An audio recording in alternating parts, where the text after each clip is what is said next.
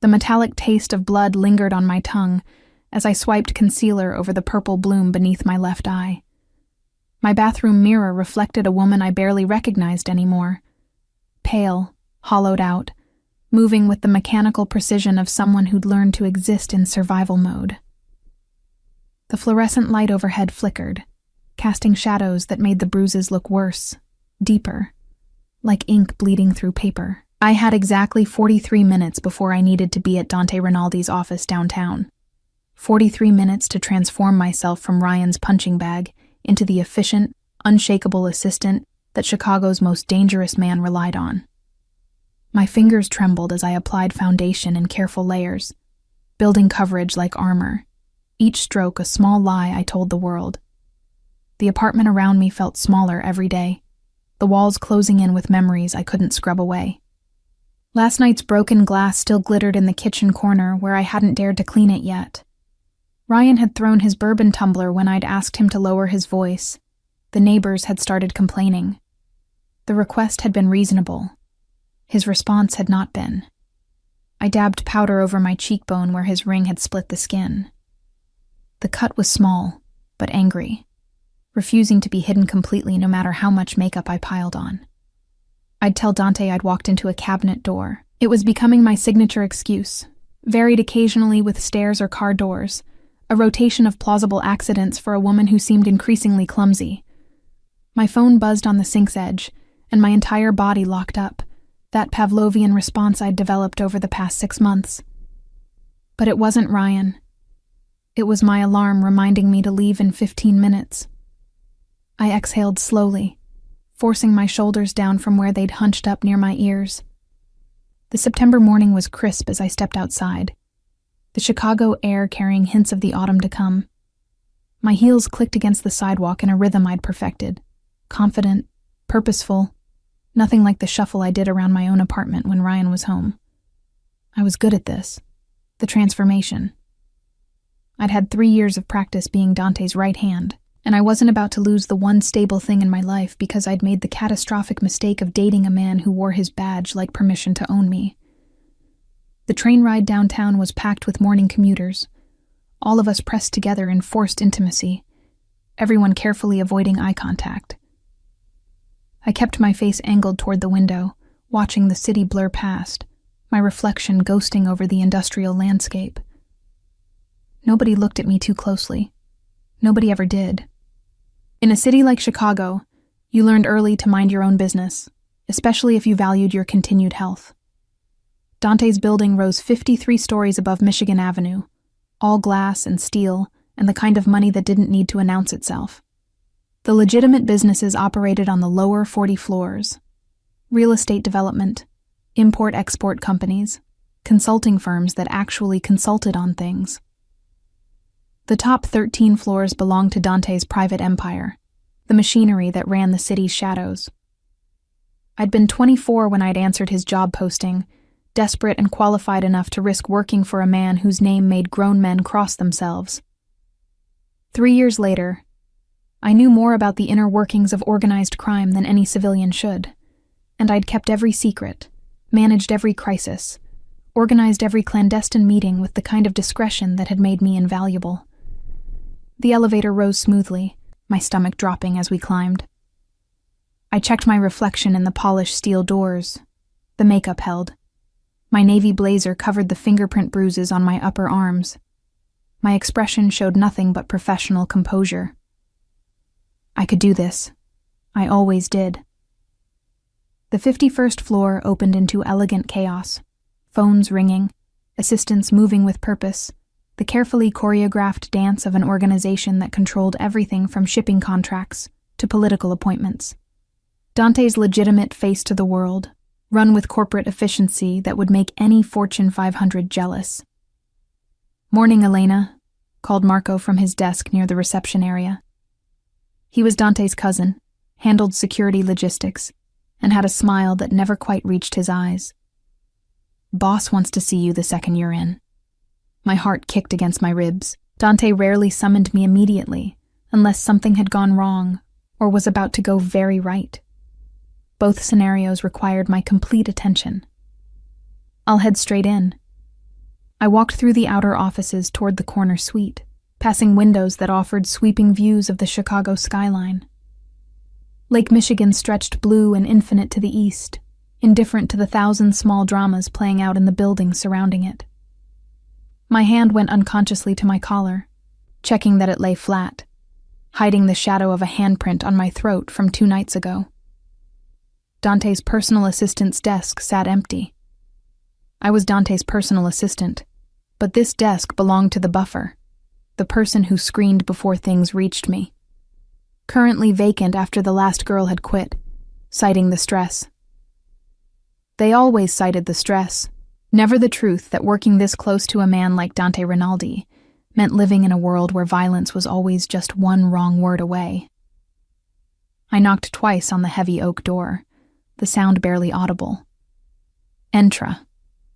His voice came through, that distinctive blend of American and Italian inflection that marked him as both fully Chicago and deeply connected to the old country. I pushed the door open and stepped into Dante's inner sanctum. The office was exactly what you'd expect from a man who commanded an empire. Expensive without being ostentatious, powerful without being obvious. Dark wood, leather furniture, abstract art that probably cost more than my annual salary on the walls. Floor-to-ceiling windows behind his desk framed him against the city he controlled. Dante Rinaldi sat reviewing documents, his dark hair perfectly styled in that slicked-back way that made him look like he'd walked out of a 1940s film about beautiful, dangerous men. He was 34, devastatingly handsome in the way that sharp angles and dark eyes could be devastating, dressed in a charcoal suit that had definitely been tailored on Savile Row. His fingers, I'd always noticed his hands, strong and elegant, capable of signing contracts or breaking bones with equal efficiency, drummed against the desktop in an irregular pattern that meant he was thinking through something complex. He didn't look up immediately, which gave me a moment to breathe, to settle my racing heart, to prepare whatever face I needed to wear for whatever crisis he was about to hand me. "The Castellano meeting has been moved to Thursday," I said, diving straight into business, keeping my voice level and professional. "The alderman confirmed for lunch tomorrow. The shipment from Elena." My name stopped me mid-sentence, the way he said it, quiet, careful, like he was defusing a bomb. "Look at me." Every muscle in my body tensed. This was the moment I'd been dreading, the inevitable collision between the life I hid and the life I lived here. I kept my face angled slightly away, letting my hair fall forward to shield the worst of the damage. "I asked you to look at me." Not a request. Dante Rinaldi didn't make requests. I lifted my chin and met his gaze, watching as his dark eyes traveled across my face with the same meticulous attention he gave to contracts that determined whether competitors lived or died. I saw the exact moment he registered the bruises. His expression didn't change, not exactly. But something behind his eyes went absolutely cold. The silence stretched between us, heavy and dangerous. Outside, the city continued its morning rush, oblivious to the way my entire world was tilting on its axis. Dante stood slowly, moving around the desk with the deliberate grace of a predator who'd just identified prey. He stopped in front of me, close enough that I could smell his cologne, something expensive and woodsy that probably had a name I couldn't pronounce. His hand came up and I flinched before I could stop myself, that reflexive fear response I'd developed, but he just waited until I stilled before his fingers, surprisingly gentle, tilted my face toward the light. "How long?" 2 words that weren't a question. It's not. My carefully constructed lies evaporated under his scrutiny. "I fell. On the stairs. It looks worse than it is." His jaw tightened almost imperceptibly. "Try again." "Dante, I'm fine. It was clumsy of me, but—" "Elena." He said my name like he was testing its weight, like he was deciding something. His thumb brushed carefully along my cheekbone, just below where the worst bruise darkened my skin. I have known you for 3 years. You don't fall. You don't stumble. You move through this office like you were born to navigate chaos, and suddenly you're showing up looking like someone used you as a punching bag. My breath caught. He was too close, seeing too much, his attention a spotlight I couldn't escape. "Tell me it was him," Dante said, his voice dropping to something quiet and absolutely lethal. "And I'll end it today." The promise hung in the air between us, and I knew with complete certainty that he meant it. Dante Rinaldi didn't make idle threats. If I gave him Ryan's name, Ryan would disappear into the kind of solution that involved shallow graves and concrete foundations.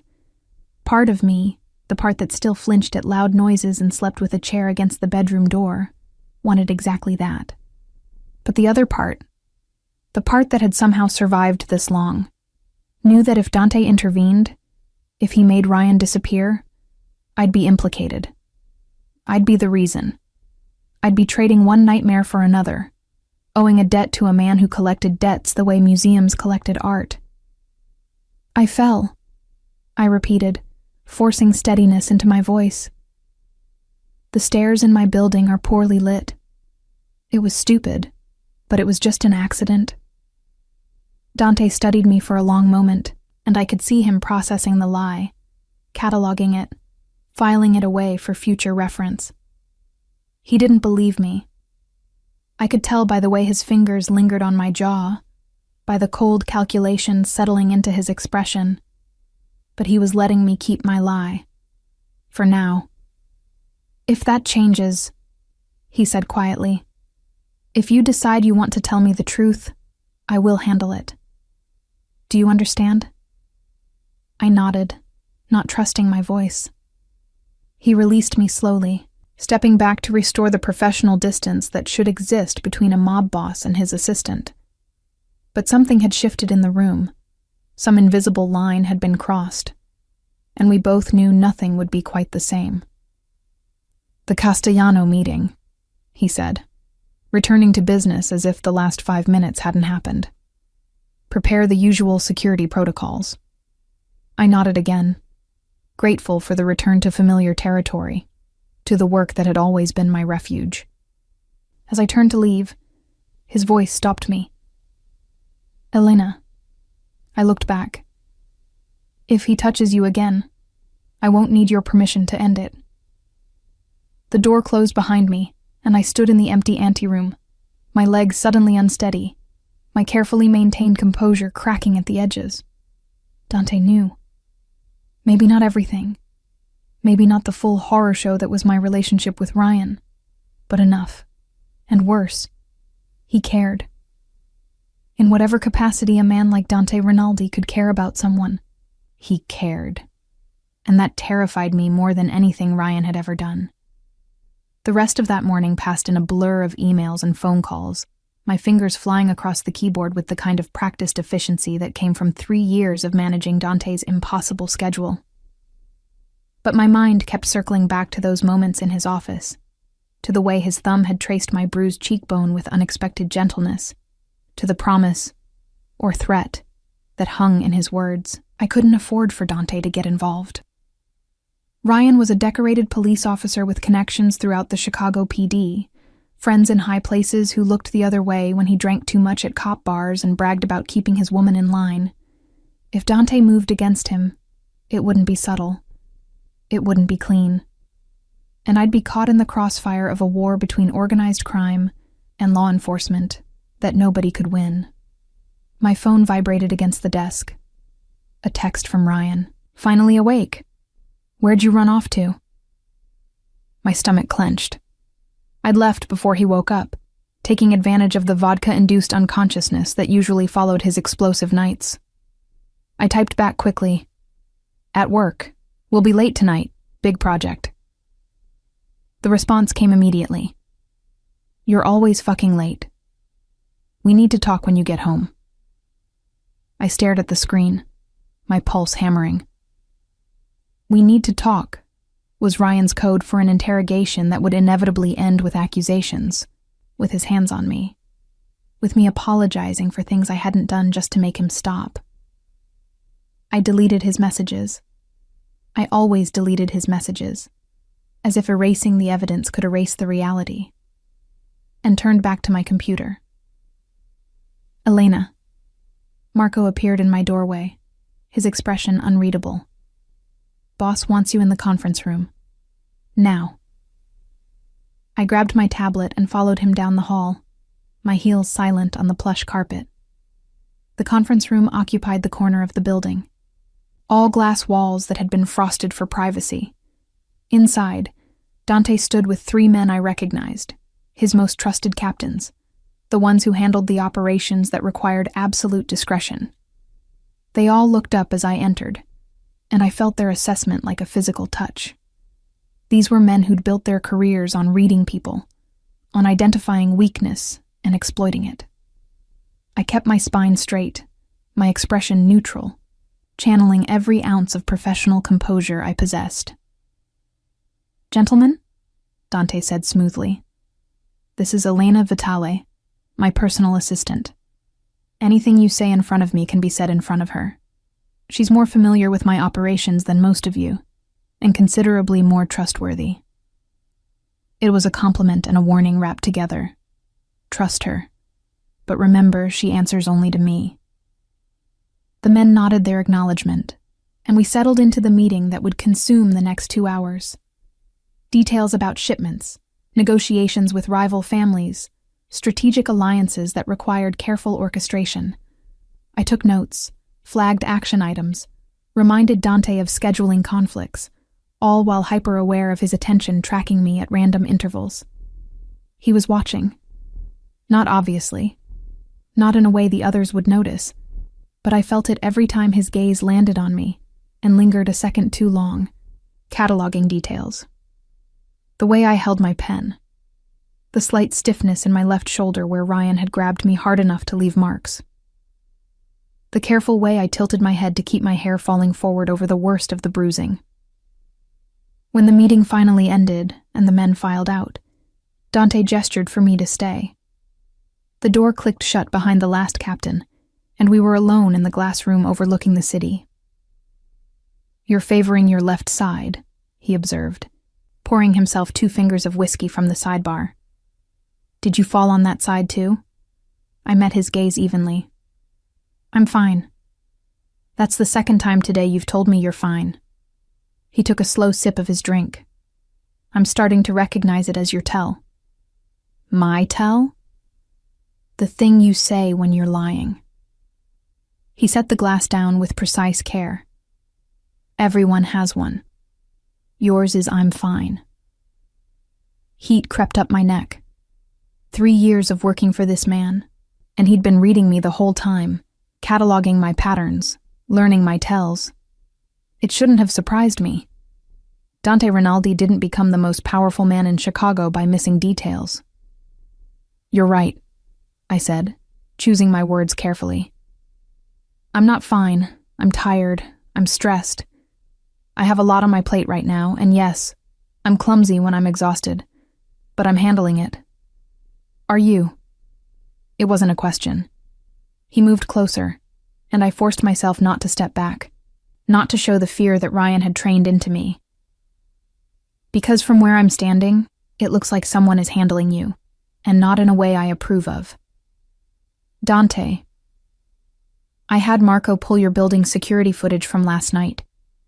His voice remained conversational, almost casual, but I felt the world tilt beneath my feet. "Interesting viewing. You arrived home at 6:47.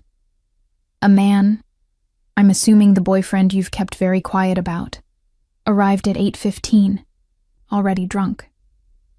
He left this morning at 5:33. You left at 6:15, moving like someone who'd rather be anywhere else." My hands had gone cold. "You're having me watched?"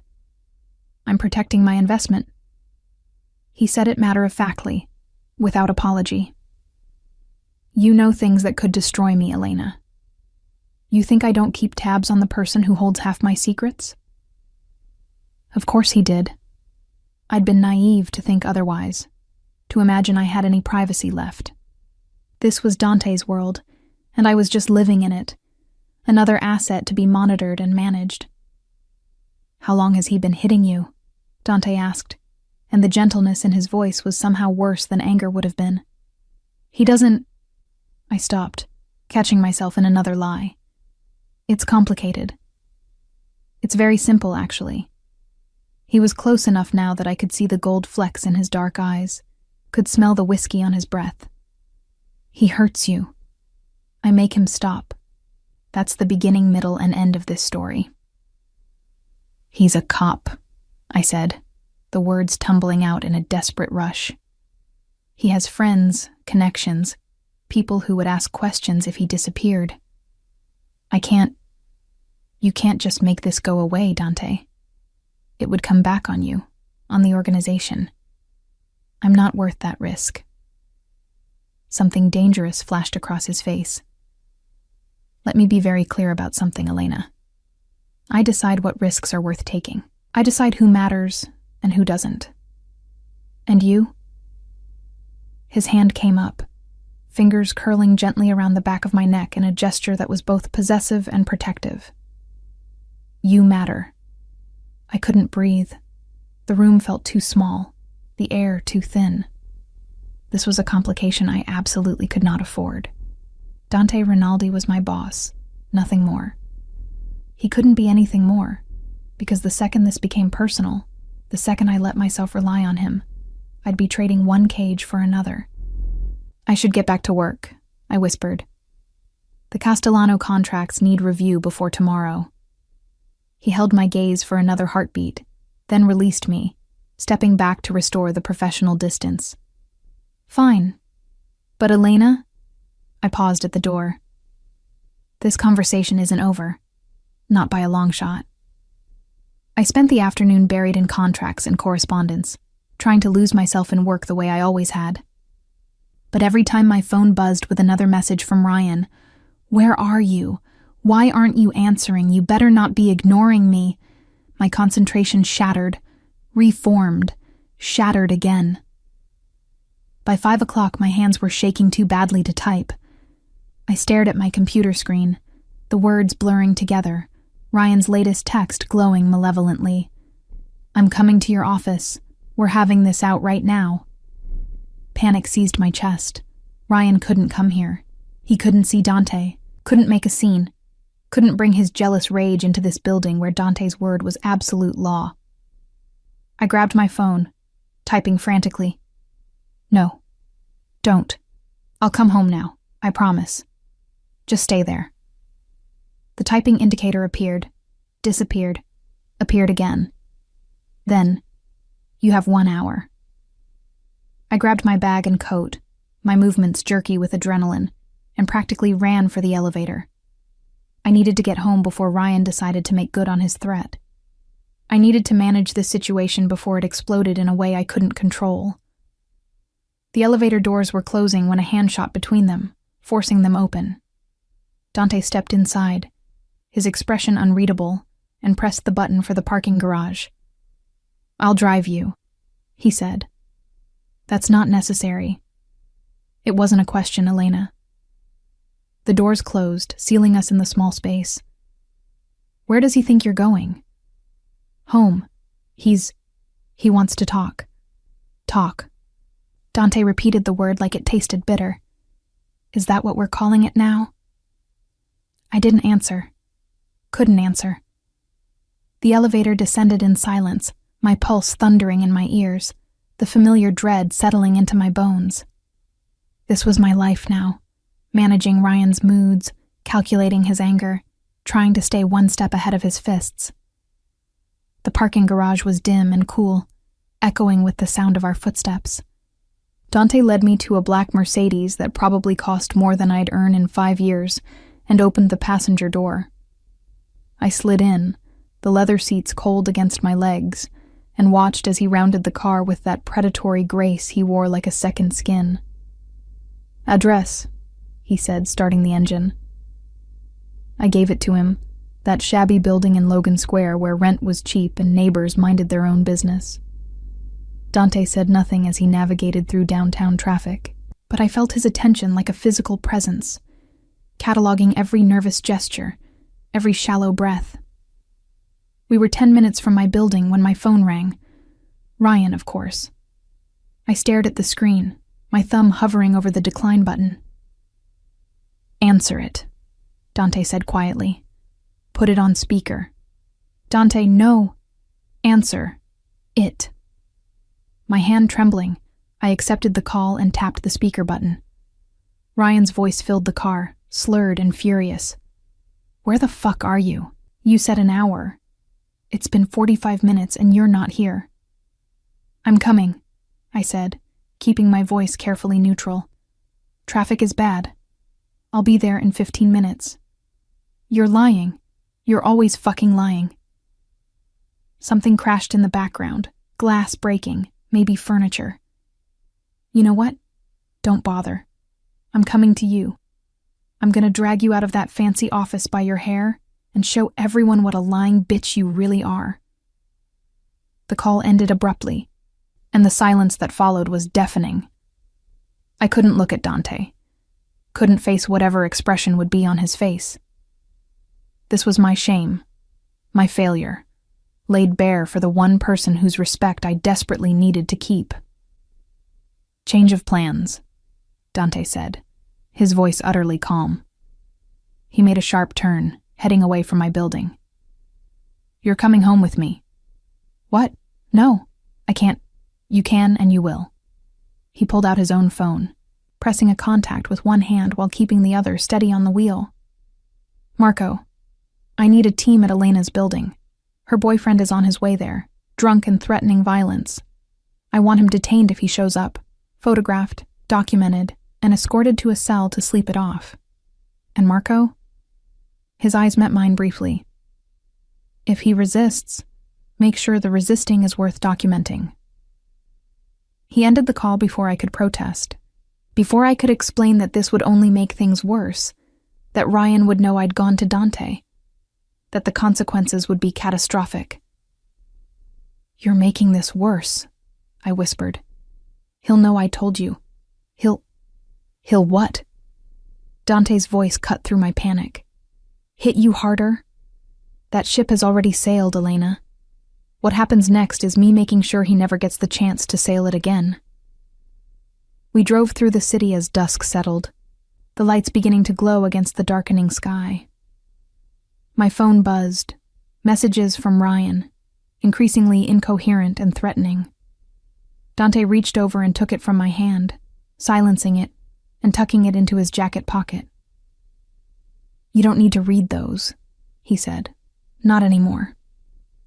His penthouse was in a building I'd visited 1,000 times for meetings and deliveries, but I'd never been to his private residence on the top floor. The elevator required a special key, and when the doors opened directly into his living space, I found myself in surroundings that matched the man, elegant, expensive, with an undercurrent of danger in the art pieces that probably had violent histories, in the view that surveyed a city he controlled through fear and loyalty. "Guest room is down that hall," Dante said, shrugging off his jacket and loosening his tie. "Bathroom's stocked with everything you need. I'll have clothes brought up that actually fit you." I stood frozen in his foyer, clutching my bag like a shield. "I can't stay here." "You can't go home." He poured himself another whiskey and settled onto the leather sofa facing the windows. "Not tonight. Possibly not for several nights, depending on how your boyfriend handles his new reality." "What new reality?" "The one where he doesn't get to touch you anymore." Dante took a slow sip, his gaze steady on mine. "The one where he learns that there are consequences for putting his hands on something that belongs to me." "I don't belong to you," I said automatically, even though we both knew how hollow it sounded. A slight smile curved his lips. "No? Then tell me, Elena. Who else is going to protect you? Who else even knows? You've been hiding this for months, maybe longer, suffering in silence because you're afraid. Afraid of losing your job. Afraid of looking weak. Afraid that someone might actually give a damn what happens to you."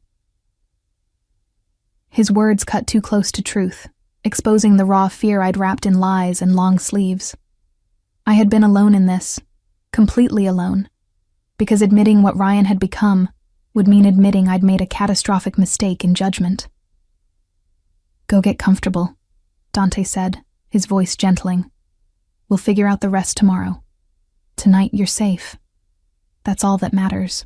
I walked down the hall on unsteady legs, found the guest room, which was larger and more luxurious than my entire apartment, and finally let myself cry. Quiet tears that soaked into the expensive pillows, releasing months of terror and pain and desperate loneliness. Safe. Dante said I was safe here. But as I lay in the darkness listening to the city hum 40 stories below, I wondered if safety was even possible anymore, or if I'd just traded one dangerous man for another. Morning arrived with pale sunlight filtering through floor-to-ceiling windows I'd forgotten to close. For 3 disoriented seconds, I couldn't remember where I was. The bed too soft, the room too large, the silence too complete. Then reality crashed back. Dante's penthouse. Ryan's threats. The choice I hadn't made but had somehow been made for me. My phone sat on the nightstand, returned from wherever Dante had kept it overnight. I picked it up with dread coiling in my stomach, expecting dozens of increasingly unhinged messages from Ryan. Instead, there was just one, time-stamped at 2:37 in the morning. "We need to talk. Tomorrow. My place or yours." The relative calm in those words frightened me more than his rage would have. Ryan at his most dangerous wasn't when he was screaming.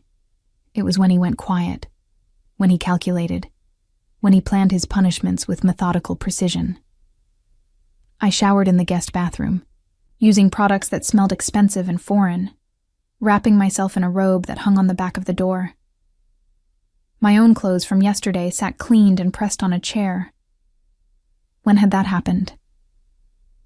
But next to them was a completely new outfit in exactly my size.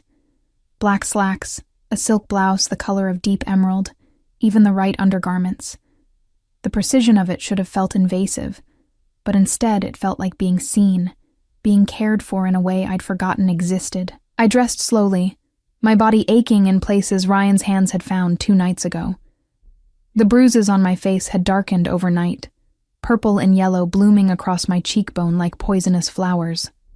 No amount of makeup would cover this completely, but I tried anyway, using the cosmetics someone, Dante probably, had left on the counter. The smell of coffee drew me out of the guest room and into the main living space. Dante stood in his kitchen, dressed in casual black pants and a white shirt, with the sleeves rolled to his elbows, looking more relaxed than I'd ever seen him. His hair was still damp from his own shower, falling slightly across his forehead instead of slicked back, making him look younger, almost approachable. "Coffee," he said, pushing a cup across the marble countertop toward me. "Made it strong. Figured you'd need it." I wrapped my hands around the cup, letting the heat seep into my palms. "Thank you. For last night. For this." I gestured vaguely at the clothes, the safety, the intervention I hadn't asked for but desperately needed. "Don't thank me yet." He leaned against the counter, his own coffee forgotten. "We need to talk about what happens next." I know what happens next. I go home. I talk to Ryan. I figure out how to end this without it destroying everything else in my life. The words came automatically. The script I'd been rehearsing for months. No, the single word cut through my rehearsed plan like a blade. What happens next is you stay here while I handle Ryan Collins. Permanently. My stomach dropped. Handle how? However necessary. His expression remained neutral, but I'd worked for him long enough to recognize the cold calculation behind it. I have people looking into his background right now. His financial situation, his connections, his extracurricular activities that might not look good on a police officer's record.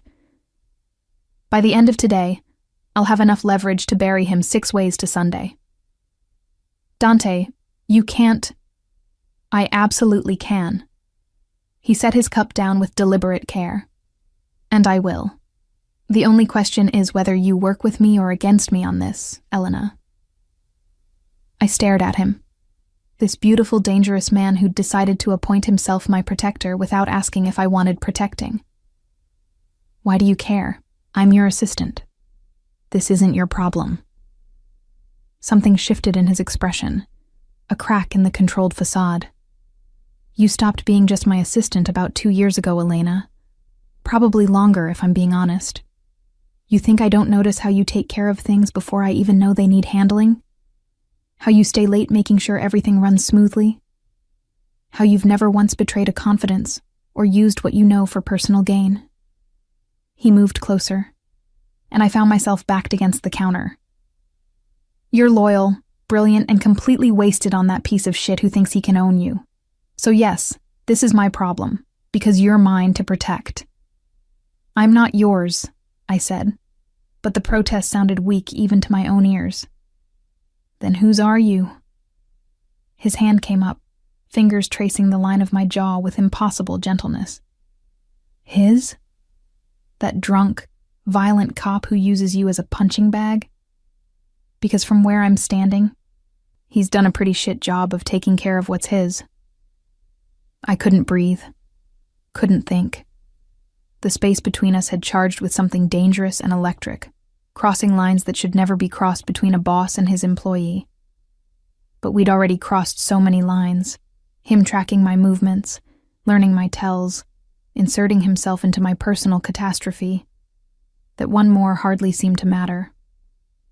Tell me about him, Dante said, stepping back to give me room to breathe. Tell me how it started. I wrapped my arms around myself, a protective gesture I'd developed. I met Ryan at a coffee shop 10 months ago. He was in uniform, charming, respectful. He asked me out and I said yes, because he seemed safe. Stable. A cop, for God's sake. How dangerous could a cop be? Very, Dante said quietly. Badge gives them immunity most criminals would kill for. The first few months were good, normal. He was attentive, interested in my life, protective in a way that felt caring. I laughed bitterly. I should have seen it earlier, the way that protectiveness turned into control. Questions about where I'd been, who I'd talked to, going through my phone when he thought I was asleep, getting angry if I mentioned male colleagues or took too long to respond to his texts. When did he first hit you? The memory rose like bile in my throat. 4 months ago. I'd worked late. There was a crisis with the Castellano deal, remember? You needed me to stay and coordinate with the lawyers. I forgot to text Ryan that I'd be late, and when I finally got home at midnight, he was drunk and furious. He accused me of cheating, of using work as an excuse to see other men. I tried to explain, but he grabbed my wrist, twisted it until I heard something pop. I touched my left wrist unconsciously, remembering the pain, the shock, the dawning horror of what he'd become. He cried afterward, said he was sorry, that it would never happen again. I believed him. But it did happen again. Not a question. 2 weeks later, then a week after that. Then it was every few days, sometimes for reasons I couldn't predict. Wrong dinner, wrong tone of voice, looking at him wrong. My voice cracked. I kept thinking if I could just figure out the pattern, if I could just be better, he'd stop. But there is no pattern, is there? There's just his anger and my body and the fact that nobody knows because I'm too ashamed to tell them. Dante was silent for a long moment, his jaw working. When he finally spoke, his voice was soft and absolutely lethal. I'm going to destroy him, Elena.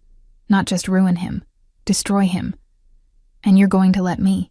Because he doesn't deserve mercy, and you deserve justice. It's not that simple. It's exactly that simple. He pulled out his phone, tapped the screen a few times, then turned it to face me. Security footage from my building's entrance, time-stamped from last night. Ryan stumbling up to the door at 9:43, pounding on it, screaming my name loud enough that the timestamp barely captured the audio. Then Dante's men appearing, calmly restraining him, Ryan throwing wild punches that didn't connect, finally being subdued and escorted to a waiting vehicle. He spent last night in a private holding facility, Dante said. Sobering up, being documented, having every threat and slur he screamed recorded for posterity. My lawyers are already drafting a restraining order that will have teeth, the kind that even a cop can't ignore. And that's just the beginning. I watched the footage loop, watched Ryan's rage and impotence, and felt something inside me shift. For 10 months, I'd been managing his violence alone, absorbing his anger, making myself smaller and quieter in the hopes of surviving. But Dante was offering something different. Not just protection, but retribution. What do you want from me in return? I asked, because men like Dante Rinaldi didn't give without expecting payment. I want you to stop hiding.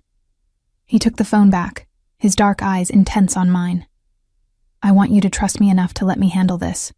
And I want you to stay here, in my home, where I can make sure you're safe while I dismantle that piece of shit's entire existence. I can't just move in with you. What would people think? Your organization, they'd think you're under my protection, which you are. They'd think crossing you means crossing me, which it does. And they'd be absolutely right. He moved closer again, that predatory grace making my pulse race. Unless you're worried about something else, about what being under my protection might mean. Heat flooded my face. I work for you, Dante. We can't what? His hand slid into my hair, tilting my face up to his. Can't acknowledge that something's been building between us for 2 years? That every time you walk into my office, I have to remind myself you're off limits? That seeing you hurt makes me want to burn down the world? You're my boss, I whispered, even as my body betrayed me, swaying toward him. I'm a lot of things, Elena. Your boss, your protector, a man who's wanted you for longer than he's willing to admit. His thumb traced my lower lip. The question is, what are you? Confused, scared, in way over my head. But I didn't pull away, couldn't pull away, because Dante was offering me something Ryan had stolen, the choice to be wanted rather than owned, to be protected rather than controlled, to matter to someone who had the power to actually keep me safe. His lips brushed mine, tentative, asking permission. I closed the distance, kissing him back with all the desperation and need I'd kept locked away for months.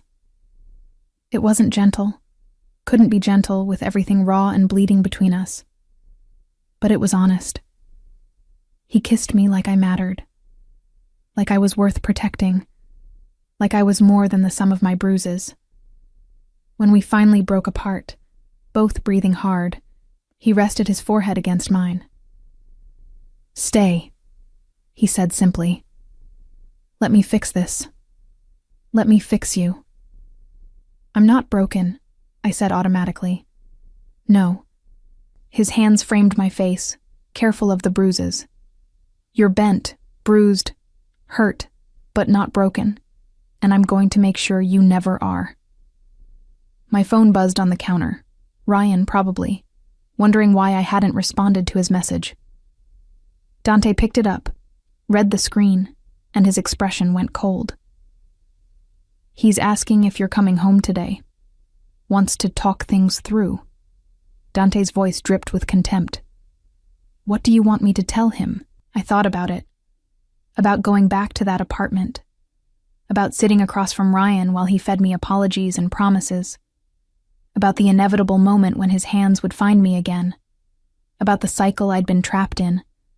The fear that had become my constant companion. The slow erosion of everything I'd once been. Tell him I'm not coming home, I said. the words feeling like liberation and terror combined. Tell him it's over. Tell him.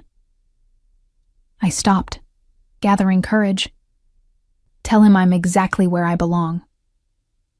Dante smiled, fierce and proud, and typed out a message I couldn't see. When he hit send, he powered the phone down completely and set it aside. He'll escalate, I warned. He won't just let this go. I know. Dante pulled me against his chest, his arms solid and safe around me. But he's going to learn something very important about threatening what's mine. It comes with consequences he can't imagine and won't survive.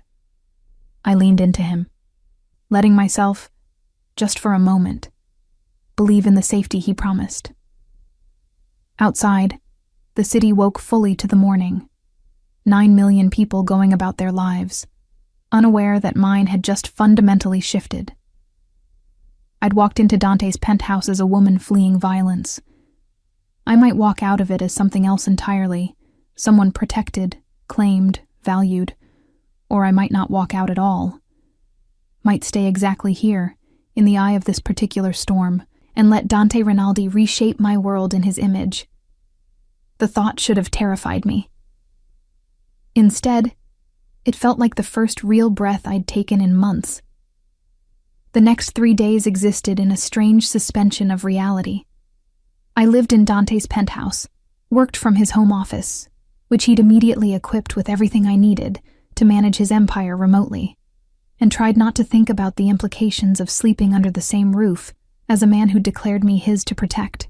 Dante worked with surgical precision, dismantling Ryan's life piece by careful piece. I watched from the periphery, horrified and fascinated by the efficiency of it. Financial records appeared documenting gambling debts Ryan had hidden from everyone. Internal Affairs received anonymous tips about evidence tampering on old cases. His patrol partner suddenly remembered incidents of excessive force that had been swept under the rug. The carefully constructed image of Ryan Collins, decorated officer, began to crack and crumble. "You're destroying his career," I said on the third morning, watching Dante review another file his people had compiled. "I'm exposing what was already there."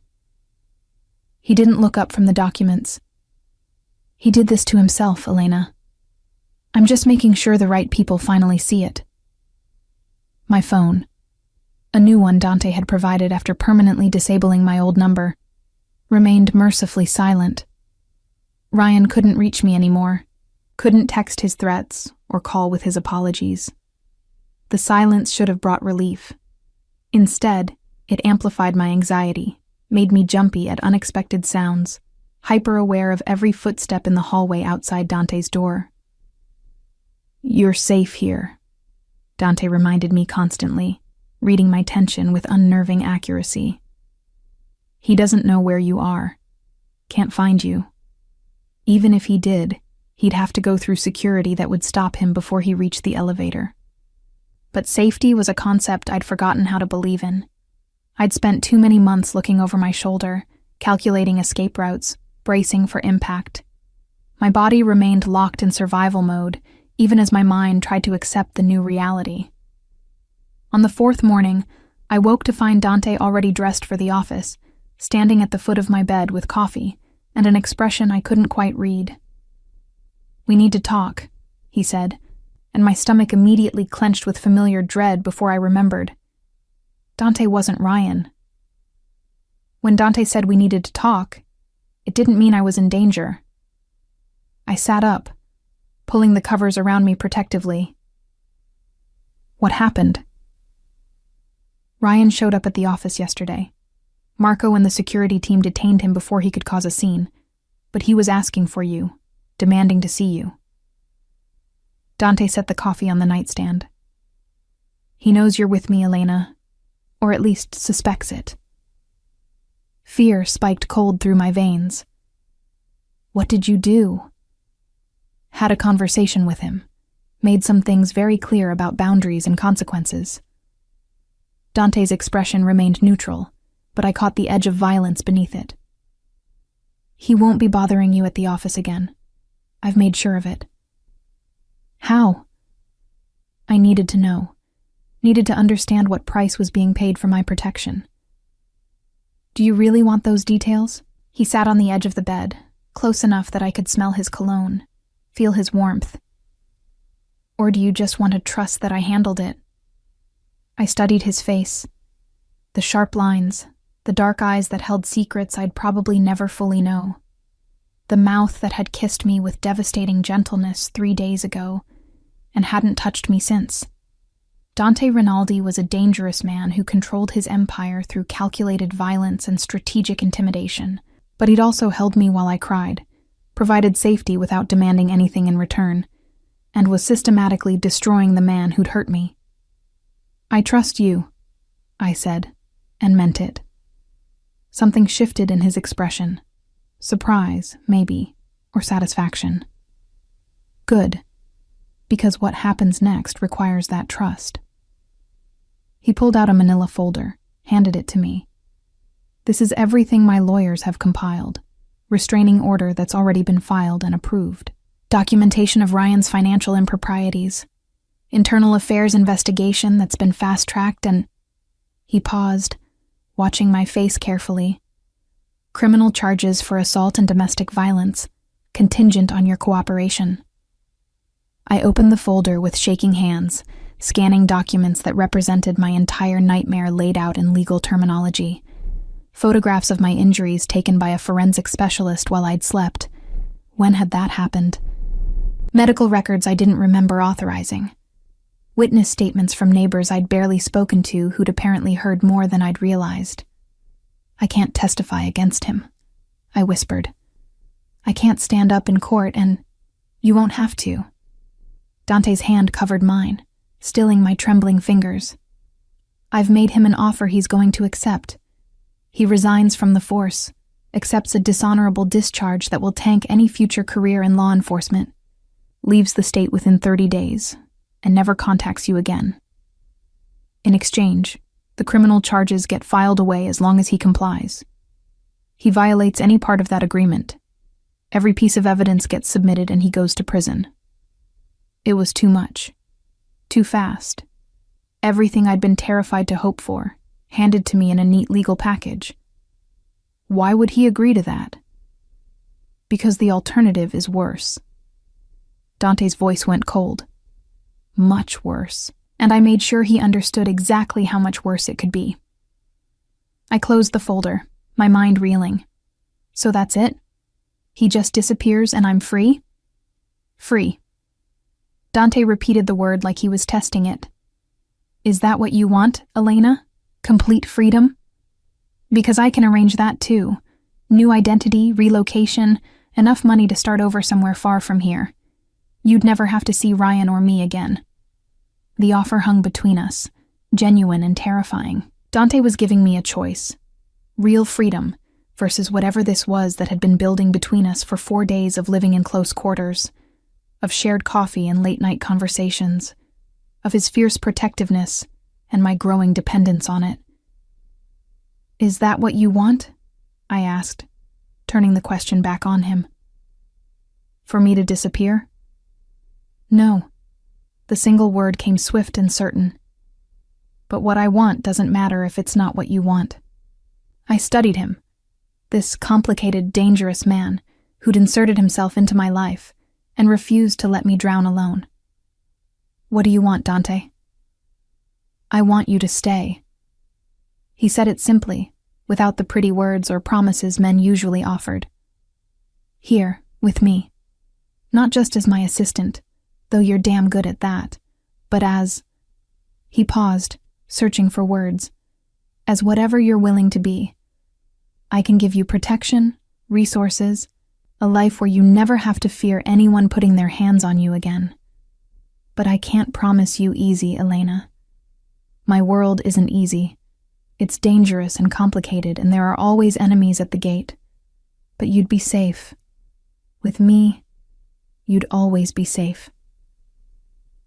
It wasn't a declaration of love. Dante Rinaldi probably didn't do declarations of love. But it was honest, and it was offered without conditions beyond my willingness to accept it. I want to stay, I heard myself say. the words coming from some deep place I'd kept locked away.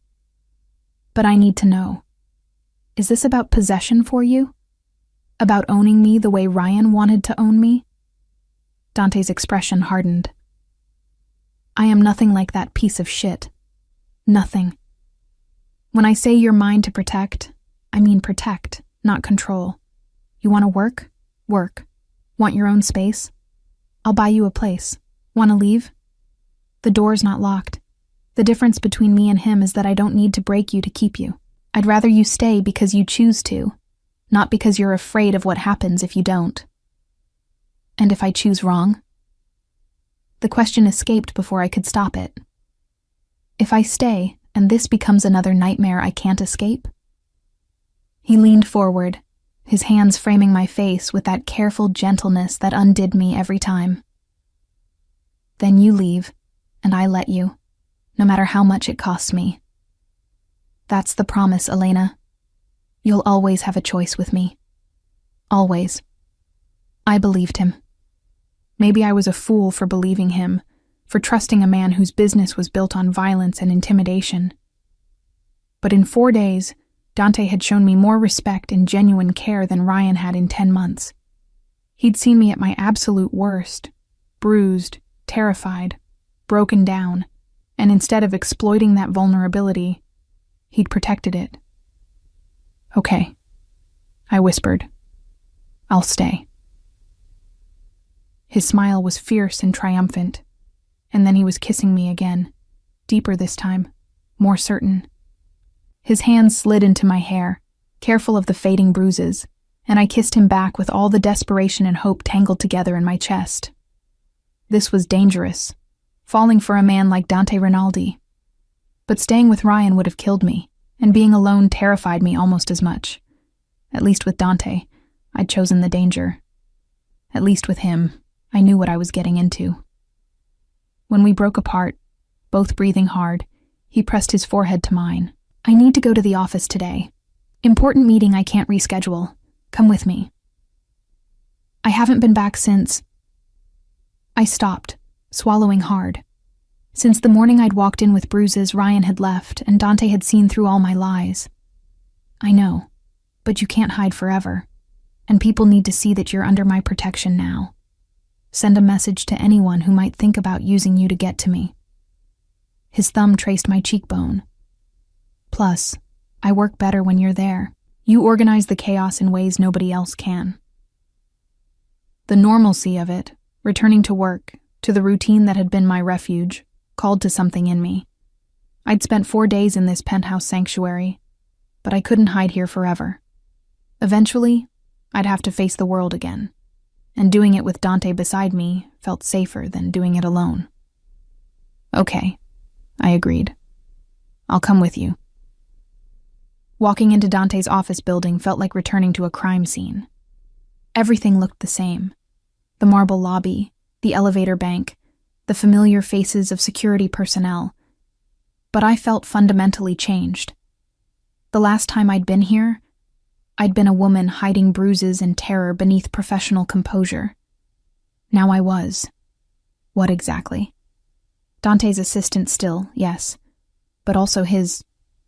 what? Girlfriend seemed too simple. Protected asset too cold. Something in between. Something undefined and dangerous. The elevator ride to the 51st floor felt longer than usual.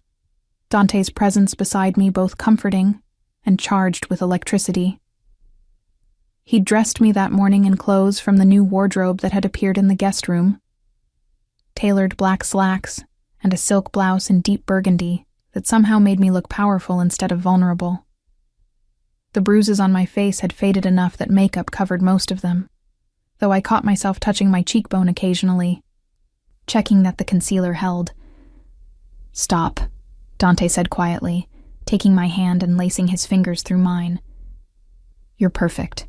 Let anyone try to say otherwise. The doors opened to the controlled chaos of the executive floor, and I felt every eye turn toward us. Not obviously, these were people trained in discretion, but I felt their attention like physical touch. Dante Rinaldi arriving with his assistant, holding her hand, sending a message clearer than any announcement. She's with me now. Marco looked up from his desk near reception, his expression carefully neutral, but his eyes sharp with calculation. Boss, Elena. He nodded to each of us. The Castellano people are already in conference room 2. They arrived early. Let them wait. Dante's tone brokered no argument. Elena needs to get settled in her office first. Make sure nobody bothers her unless it's an emergency. My office, the small space adjacent to Dante's private suite where I'd spent 3 years managing his impossible schedule, looked exactly as I'd left it. The coffee cup I'd abandoned that last morning still sat on my desk, the lipstick stain on the rim a ghost of who I'd been. I set my bag down carefully, overwhelmed by the familiar surroundings, by the normalcy of returning to work. You okay? Dante appeared in the doorway, watching me with that unsettling attention that missed nothing. I don't know, I admitted. It feels strange being back. Like I should be different somehow, but everything here is exactly the same. You are different. He moved into the office, closing the door behind him. But that's not a bad thing, Elena. Different doesn't mean broken. A knock interrupted whatever I might have said. Marco's voice came through the door. Boss, the Castellanos are getting restless. Dante sighed, pressing a quick kiss to my forehead. Work. Always work. He turned back at the doorway. Join me in 30 minutes? I want you in this meeting. I nodded, already pulling up my computer to review what I'd missed in 4 days of absence. Email had piled up, dozens of messages requiring responses, scheduling conflicts that needed resolution, the endless administrative machinery that kept Dante's empire running smoothly.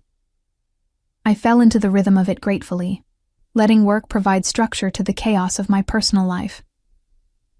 The morning passed in a blur of meetings and phone calls. Dante was right.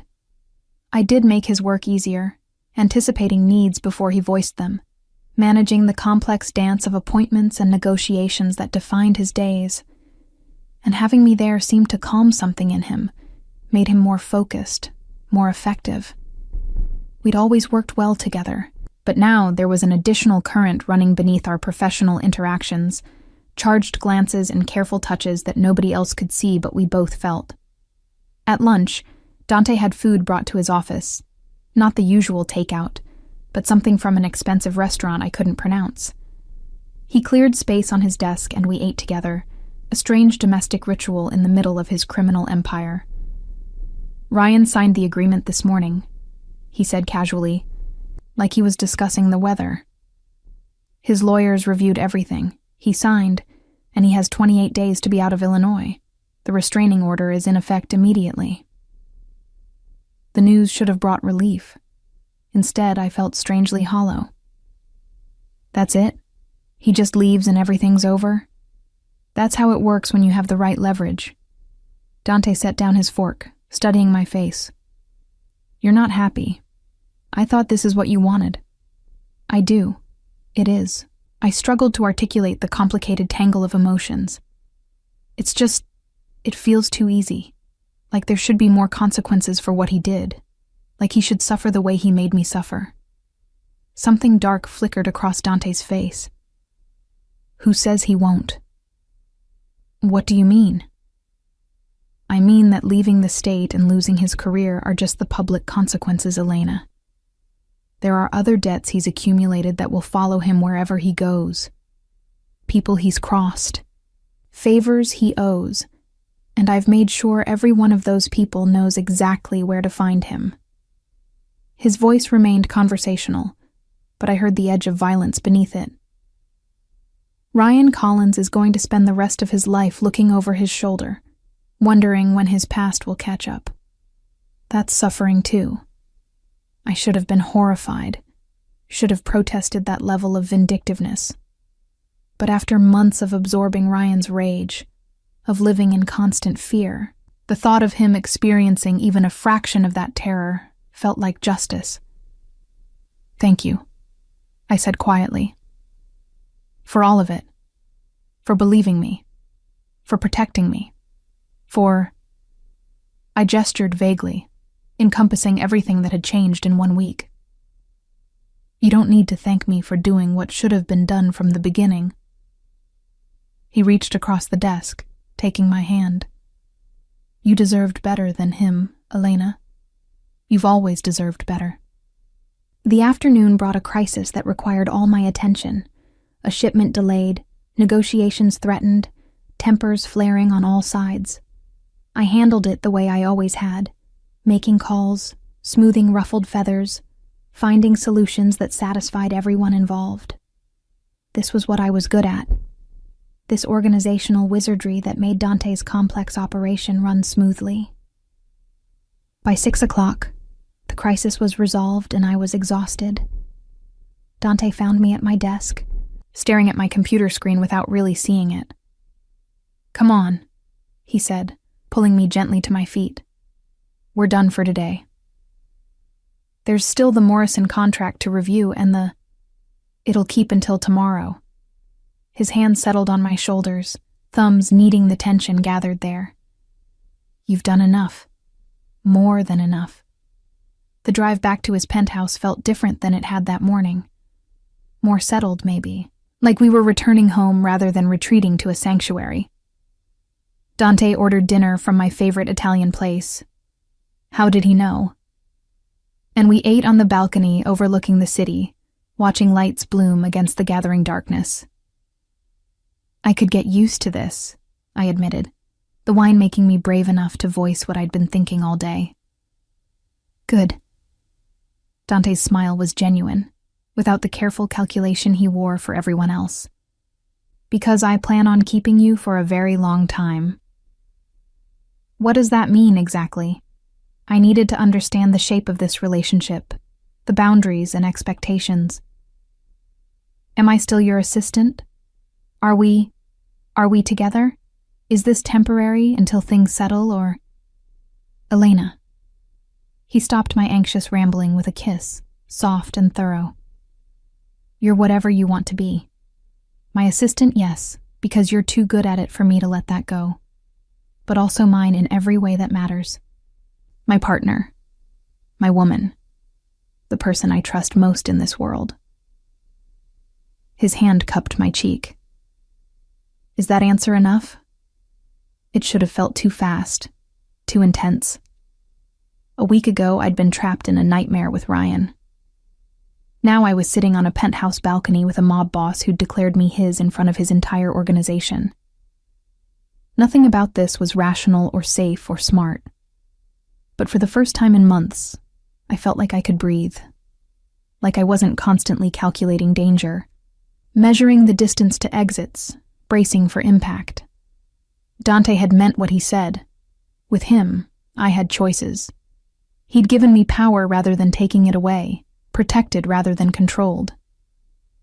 It's enough, I said, leaning into his touch. More than enough. That night, I didn't sleep in the guest room. I fell asleep in Dante's bed, wrapped in his arms, listening to the steady beat of his heart beneath my ear. And for the first time in months, I slept without nightmares, without fear, knowing that if any danger came for me, it would have to go through the most dangerous man in Chicago first. 3 weeks later, I stood in Dante's office reviewing security protocols for an upcoming summit, with families from New York and Boston. The bruises had faded completely, leaving no physical trace of Ryan's violence. But the internal scars remained, hypervigilance that made me jump at unexpected sounds, anxiety that spiked when my new phone rang, the occasional nightmare that had me waking in Dante's arms, trembling and disoriented. You're doing it again, Dante said from his position at the window, not turning around but somehow aware of my nervous energy. Doing what? Touching your wrist. He turned then, his dark eyes knowing. The one he twisted. You do it when you're stressed. I hadn't even realized my fingers had gone automatically to that remembered pain. Old habit. We could break it.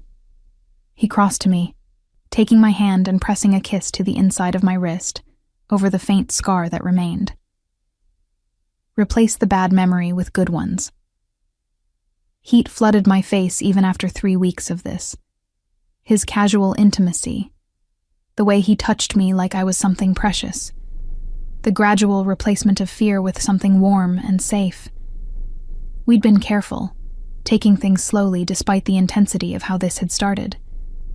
Dante seemed content to let me set the pace, never pushing, always offering comfort without demanding anything in return.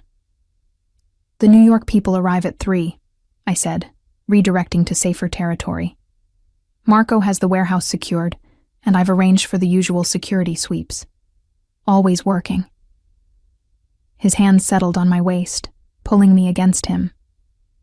"What would I do without you?" "Probably descend into total chaos within a week." "Probably." He pressed a kiss to my temple. "Good thing I'm never letting you go." A knock at the door interrupted whatever I might have said. Marco entered, his expression grim. "Boss, we have a situation. Ryan Collins is in the lobby demanding to see Elena." Ice flooded my veins. "What? He can't be here. The restraining order is apparently not enough to keep him away." Dante's expression went cold, dangerous. "How did he get past building security?" "Showed his badge, claimed police business." Marco's jaw tightened. "Our guys are keeping him contained in the lobby, but he's making a scene. Says he won't leave until Elena comes down." "Absolutely not." Dante's voice brooked no argument. "Elena stays here. I'll handle this." "No." The word surprised me as much as it surprised them. "I should be there. He came for me. I should face him." "Elena." "Not alone," I interrupted. "But I can't hide from him forever, Dante. And maybe if he sees me, sees that I'm really done, he'll finally accept it and leave." Dante studied me for a long moment, calculation warring with protectiveness. "Fine, but I'm coming with you, and Marco brings a full security team. He even looks at you wrong, and this ends badly for him." The elevator ride down felt endless, my pulse hammering against my ribs, old fear rising like bile. But Dante's hand at the small of my back steadied me, reminded me that I wasn't alone anymore. Wasn't the same woman who'd absorbed Ryan's rage in terrified silence. The lobby had been cleared of civilians, just Marco's security team forming a loose perimeter around Ryan, who stood in the center looking somehow smaller than I remembered. The alcohol had taken its toll. His face was bloated, his uniform rumpled, his eyes bloodshot and wild. This was the man who'd terrorized me for months, and looking at him now I felt nothing. No fear, no lingering affection. Just a vast emptiness where those emotions used to live. "Elena." He said my name like a prayer or a curse, taking a step toward me before Marco's team shifted, blocking his path. "Finally. I've been trying to reach you for weeks. You changed your number. Your apartment's empty. I had to come here because you left me no choice." "You had a choice," I said, my voice steadier than I expected. "You chose to hit me. Repeatedly. For months. That killed whatever we had, Ryan." I was stressed. The job, the pressure. You know how it is. But I've been sober 3 weeks now. Clean. I'm seeing a therapist. I can change, Elena. I can be better. Just give me another chance. It was the speech I'd wanted to hear months ago. The promises that would have made me stay, despite every warning sign. Now they rang hollow, too little and far too late. "No," I said simply. "I'm done. We're done. You signed the agreement, Ryan. You have 3 days left to be out of Illinois. Stick to that, and we never have to see each other again." His expression twisted, rage breaking through the veneer of contrition. "You're with him, aren't you? That criminal. That mob boss." He spat the words like venom. "You left me for him. Traded up for a man with more money and power." "I left you because you made me afraid to exist in my own home," I corrected. "Because I spent every day calculating how to survive you. Dante had nothing to do with that decision. He just gave me the safety to make it. Safety? Ryan's laugh was bitter. You think you're safe with him? He's a murderer, Elena. A thug in an expensive suit. How long before he turns on you the way I did? How long before you're just another body they find in the river? Dante moved then, stepping between us with lethal grace. Careful, Officer Collins. You're making threats in front of witnesses, violating a restraining order, and generally acting like a man with a death wish. Is that a threat? Ryan's hand moved toward his service weapon, and immediately Marco's entire team had guns drawn, red laser sights dotting Ryan's chest. It's a fact. Dante's voice remained conversational, almost pleasant. You're in my building, harassing my woman, carrying a weapon you're not authorized to draw. The only reason you're still breathing is because Elena asked me to let you walk away. But that consideration only extends so far. Ryan's gaze moved between the weapons trained on him, the cold calculation in Dante's expression, the complete lack of fear in my face. Whatever he'd hoped to accomplish by coming here, he'd failed spectacularly. You'll regret this, he said, directing it at me. Both of you. I have friends, connections. I can make your life hell. You had friends, Dante corrected. Past tense. Funny thing about connections. They evaporate when you become a liability. Your former colleagues want nothing to do with you now. The internal affairs investigation found some very interesting discrepancies in your record. And the Bratva, you remember them, don't you? The Russian organization you tried to play against my family. They're very interested in having a conversation with you about loyalty. Ryan's face went ashen. You set me up. I exposed what was already there. Dante's smile was cold. Every bad decision, every corner you cut, every dirty dollar you took. All I did was make sure the right people knew where to look. The consequences? Those are all yours, Officer Collins. 2 uniformed police officers entered the lobby. Real cops, not Ryan's bought friends. Marco must have called them while we were upstairs. Ryan Collins? One of them asked, though it was clearly pro forma. We need you to come with us. There are some questions about your recent conduct that require official answers. Ryan's expression cycled through rage, fear, and resignation. He looked at me one last time, and I saw the exact moment he accepted defeat. I loved you, he said quietly. That has to count for something. It doesn't, I replied, my voice firm. Love doesn't hit. Love doesn't terrorize. Whatever you felt for me, it wasn't love, and I'm done letting you pretend otherwise. The officers escorted him out, his protest fading as the lobby doors closed behind them. Silence settled over the space, broken only by Marco quietly directing his team to stand down. I realized I was shaking, adrenaline draining away and leaving me hollow. Dante's arms came around me immediately, pulling me against his chest. You did good, he murmured into my hair. So good, Elena. You stood your ground, didn't let him manipulate you. I'm proud of you. The words broke something inside me and I cried. Not from fear or pain, but from relief. It was over. Really. Finally over.